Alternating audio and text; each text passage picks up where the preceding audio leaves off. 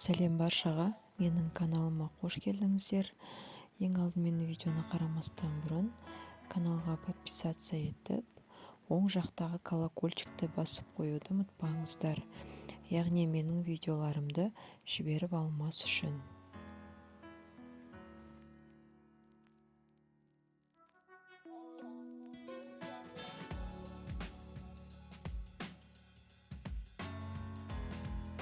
Сіздермен бүгін үй жағдайында донер дайындап көрсетемін. Менімен бірге дайындап көріңіздер, өте дәмді шығады. Ал енді сізге керек заттарды айтып өтейін. Ол үшін бізге ең алдымен тауық еті керек болады. Өз қалауларыңыз бойынша. Одан кейін 2 штук қызанақ керек болады, қияр, картоп, кетчуп, майонез және лаваш керек болады. Енді іске кірісеміз. Ең алдымен тауық етін қызып тұрған табамызға май құйып, қуырып аламыз.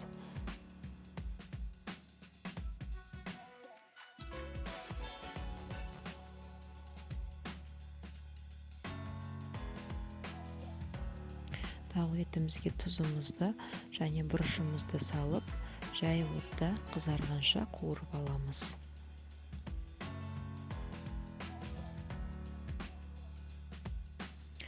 Тауық етіміз қуырылып жатқанда біз картопты дайындап аламыз. Яғни картопты фри дейміз ғой, сол фри секілді етіп, ұзынша етіп турап дайындап аламыз. Енді картопты өз қалауларыңыз бойынша сіздер көп қоссаңыздар да болады. Туралған картоптарымызды суық суға салып қоямыз. Біздің тауық еттеріміз жақсылап қуырылып жатыр. Мен бұл тауық еттеріне бір өзгеше дәм беру үшін біраз қасық соевый соус қосып қуырамын. Егер сіздерде соевый соусты ұнатсаңыздар, қосып қуырсаңыздар болады. Өте дәмді шығады. Біздің тауығымыз дайын болды. Оны бөлек ыдысқа салып аламыз. Және оның соңынан кішкене май құйып, сұйық май картопымызды қуырып аламыз. Жай отта.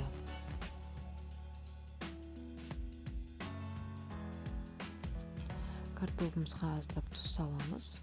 Одан кейін картоп қуырылғанша біз мына жақта қызанақ пен қиярды турап дайындап аламыз. Осылай ұзынша ертіп, араларын 1 сантиметр етіп турасаңыздар да болады. Қиярды да тура солай турап алдым. Қызанақ пен қиярымызды турап алдық. Дайындап.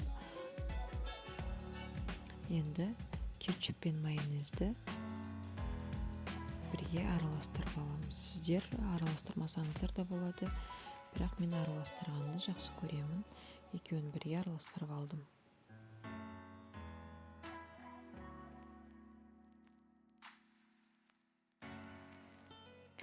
Міне біздің донеріміздің ішіне керек заттарын барлығын пісіріп, турап, араластырып дайындап алдық. Енді оны тек орау ғана қалды. Лавашымызды ұзынша етіп осылай жайып аламыз.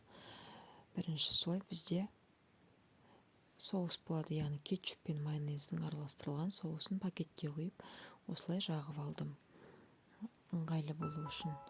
Одан кейін қиярымызды осылай ұзынша етіп жайып аламыз.